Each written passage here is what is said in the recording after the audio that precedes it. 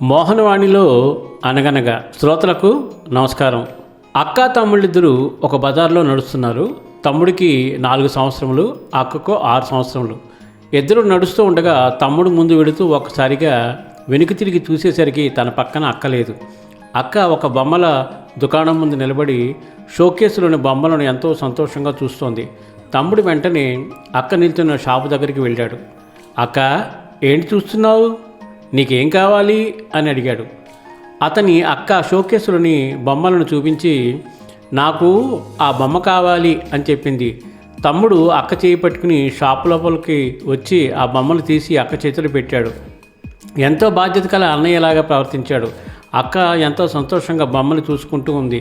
తమ్ముడు cash counter దగ్గరికి వెళ్ళాడు. ఆ షాపు యజమాని వీరిద్దరినీ ఎప్పటి నుంచో గమనిస్తున్నాడు. తమ్ముడు అక్కను సంతృప్తిపరిచే విధానం చూసి అతను ఎంతో ఆనందించాడు. తమ్ముడు కౌంటర్ దగ్గరకు వచ్చి షాపు యజమానిని ఈ బొమ్మల వేల ఎంత సార్ అని అడిగాడు.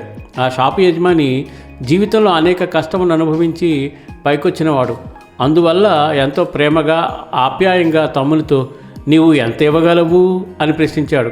తమ్ముడు తన సముద్రపు ఒడ్డున ఏరిన నత్తగొల్లలు మొత్తం తన జేబులోంచి తీసి షాపు యజమాని బల్లపై ఉంచాడు. షాపు యజమాని ఆ నత్తగొల్లల్ని డబ్బులు లెక్కపెట్టాడు. ఇంతలో తమ్ముడు దిగులుగా ఇవి ఆ బొమ్మ ఖరీదుకు సరిపోతాయా అండి అని అడిగాడు. దానికి షాపు యజమాని లేదు చాలా ఎక్కువే ఉన్నాయి. నేను బొమ్మ ఖరీదుకు సరిపడే గొల్లలను ఉంచుకుని మిగతావి నీకు తిరిగి ఇచ్చేస్తాను, మిగతావన్నీ నీకు ఇచ్చేస్తాను అని జవాబు ఇచ్చాడు. చెప్పినట్లే బొమ్మ ఖరీదు వరకు 4 నత్తగొల్లలను తీసుకుని మిగతావన్నీ తమ్మునికి తిరిగి ఇచ్చేశాడు. తమ్ముడు ఎంతో సంతోషంగా మిగిలిన నత్తగొల్లలను జేబులో వేసుకుని అక్క చేయి పట్టుకుని అక్కడి నుంచి వెళ్ళిపోయాడు. అదే షాపులో పనిచేస్తున్న అబ్బాయి ఇదంతా ఎంతో ఆశ్చర్యంగా గమనించాడు. అతను యజమాని దగ్గరకు వచ్చి అంత ఖరీదైన బొమ్మను 4 నత్తగొల్లలకి ఎలా ఇచ్చారు అని అడిగాడు.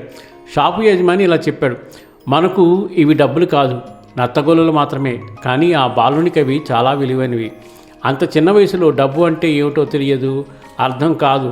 పెద్దవాడుగా ఎదుగుతున్న కొద్దీ డబ్బంటే ఏమిటో తెలుసుకుంటాడు. అప్పుడు అతను అక్కకు 4 నత్తగొల్లలు ఇచ్చి మంచి బొమ్మను కొన్న విషయం గుర్తుకు తెచ్చుకుంటాడు.